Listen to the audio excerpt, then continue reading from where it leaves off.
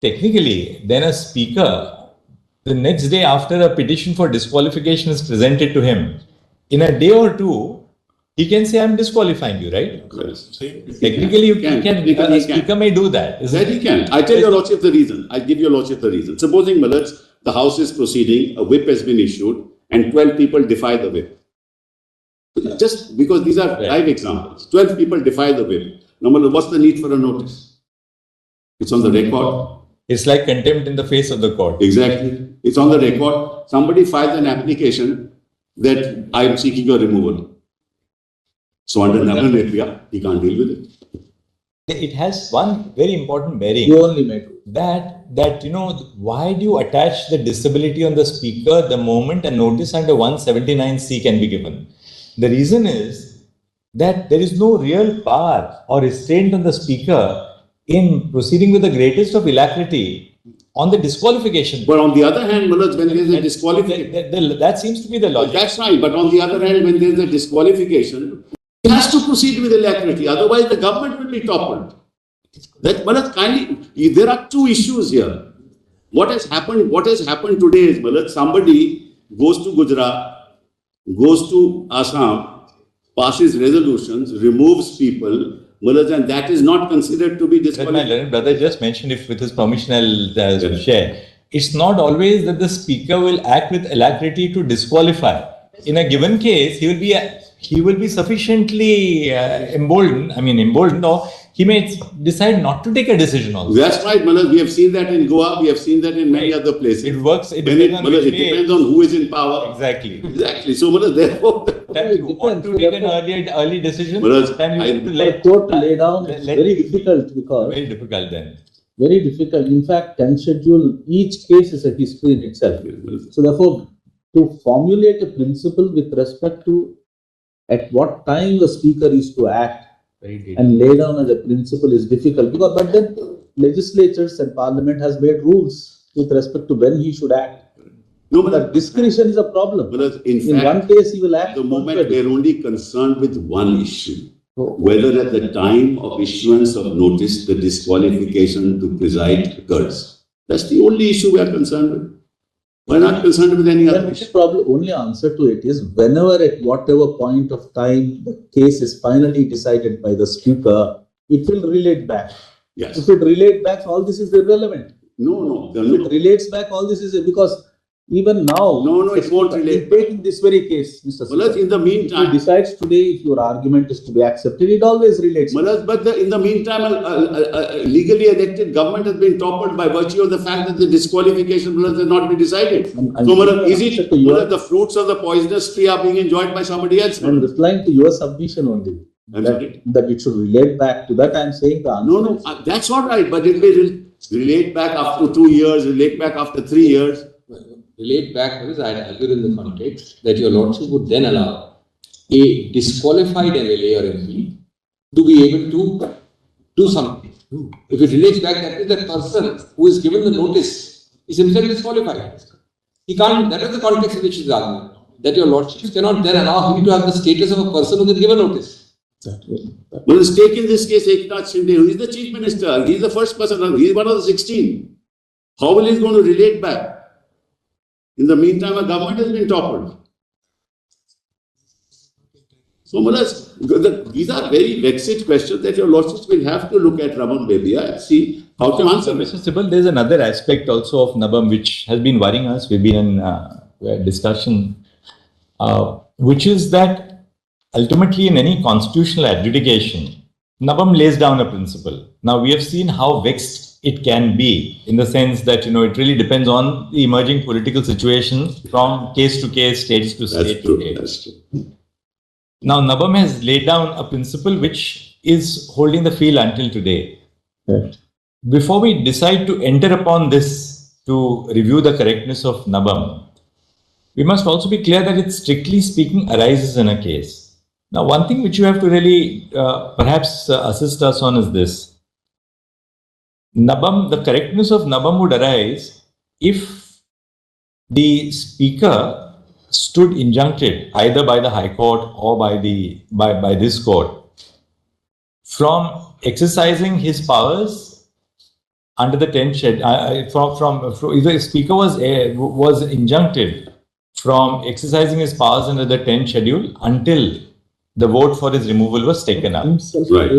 Or he himself says that, look, in view of Nabam, I'm not going to exercise my jurisdiction. Right. Then somebody else may say that, well, you have to exercise our jurisdiction.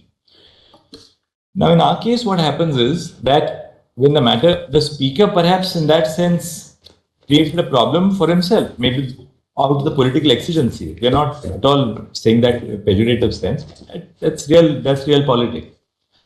The speaker himself gave only 2 days notice. 25th, he said, I'm going to give you time until the 27th. Our court, in the light of that, said that time to furnish your reply is extended until the 12th of July. In the interim, Your Lordship may not have looked at that phrase. Yeah, in the interim. In the interim, Now, it is extended. A trust vote takes place. Yes. The then government decides not to face the assembly, it resigns. Right.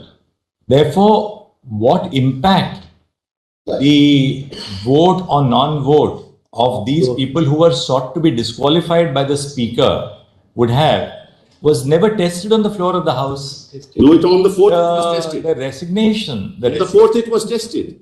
No. Yes. On the resignation of the Chief Minister obviated a reference, obviated the floor test. No, Therefore, it happened. It happened on the 4th. On the 30th itself. For Shinde it happened, the same thing. No, but on the 30th, what happens is this. On the 30th, when the floor test is to take place, the government resigns on the 29th. Right. The moment, of course, they got to know that the floor test is going to be held and there is no stay by the Supreme Court. Now, as a result of that, what happens is that the consequence of the vote, which would otherwise have been cast by a person who was sought to be disqualified on the overall voting pattern, never emerges before the assembly. So, in which case does really does the correctness of Nabam Rebia fall for consideration? Yes, Manoj, I will demonstrate that immediately. And should we go into the validity of Nabam Rebia merely because obviously very interesting constitutional issues arise? Because when we decide a constitutional issue in the absence of a factual background of the factual background, let's that the court is trenching upon something without full facts. Situation where it's not really a case of an anti-defection. It's a case where there is perhaps a realignment, even a starker case than this, where there is actually realignment is going on. And the chief minister is in an awful minority. Then, knowing the writing on the wall, the speaker would want to declare all the others who are on the other side as violative of he can't unless there is a petition before him. That's another. Yeah. Petition part of it is what you are saying. This application, this notice is actually not equivalent to a petition. We are on the interpretation. We are on the question of should the speaker restrain or postpone it till some point of time. We are only on that question. In a situation like this, in order to preempt a situation, speaker takes up the matter and immediately disqualifies them. Let me answer that. Very important pertinent question. Let me answer that. Let's now bifurcate these two. One, you can't have a notice before a petition for disqualification. That's one part. You can only have a notice after the petition for disqualification. Okay, that point is taken. Well, correct? Go to the after next the notice. What's the next now, supposing there's a notice after the petition of disqualification. In that event, everything would have happened already. Suppose there is the facts would have happened already, because the notice will have to be based on allegations. Take a situation where a notice is there. Take a situation. Assuming for a minute that this 20, instead of 21st, it's a 20th notice. Then what will happen? Not 20th, 24th. No, there is a notice on 10th schedule. Yes. Already given by one of the minority members. Okay. Then what will happen? I tell you, Lordships, what then the speaker proceeds further to disqualify all of them. Why not? Because that's the law. That's why I said under the 10th schedule, there is no majority issue. There is only a merger issue. So therefore, there is no defense under the 10th schedule. About 2 days' time, he proceeds to consider the 10th schedule and immediately he passes. But Malaj, if out of 55 or 58, 40 are on the other side, it's covered by the 10th schedule. Because there's no defense. Whereas, as your lordship knows, under the 10th schedule, you are given only defenses. If there's a petition for disqualification, there is only a defense available. It was available under paragraph 3, 1/3 of the members of the legislative party decide to join the other. That was a defense available. We are 1/3. Right? Now, that also has gone. So there is no defense of saying, I am in majority. Your lordship is now taking a hard fact situation that the chief minister has lost confidence. Actually, he's only 50 people are, out of 50, 40 are on the other side. I'll assume that against myself. Right? Now, they are still subject to disqualification.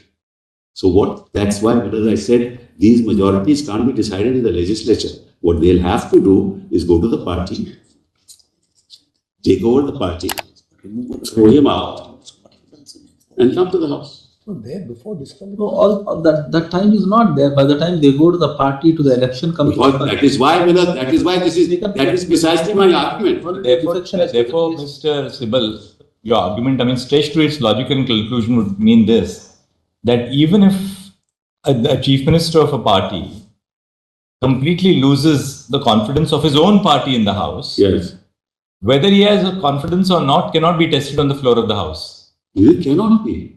Which means that, according to you, therefore, that a chief minister and a willing ally in a speaker, the speaker will have to be with them. At least 2 people will have to be. You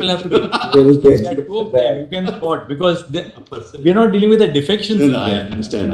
Where you lose your own party, but then you continue because you have lost your own party. I'll tell your lordships, then what will happen? It's very simple, then what will happen? Then what will happen is that under the scheduled the speaker will be removed. Without anything, without any other thing. The speaker a motion will be passed or whatever. The speaker may be removed and another speaker may be installed. But that's another issue. That situation has not arisen. At the moment, we are on what? From what date does the disqualification of the speaker commence? Important question, Uddhav. That's all. Now let me now read something with the Constitution itself. Yes. For a minute. No, I think you've now made your submissions on the reference or the lack of reference. I'm sorry. The same thing, whether the reference needs. Right. Now, just one other. Yes. Just one other thing. There's a judgment of the UP Allahabad High Court, 1964 judgment, which deals with this issue, luckily. 64. And I tell your lordship what the judgment says. Then I'll give your lordship judgment. Yeah. Whereas there the question arose that a chairman of the Legislative Council was sought to be removed. Now, at the time when the notice was given, he was there presiding. At the time when a motion was moved, he was still presiding. At the time when the leave was sought to be granted, he was presiding. A writ petition was filed that you could not have presided at the time when leave was granted to move the motion. Right? Leave was refused. So, the question then arose and the court said, look, under the Constitution and the rules of the Assembly, he is not required to vacate his chair when leave is sought.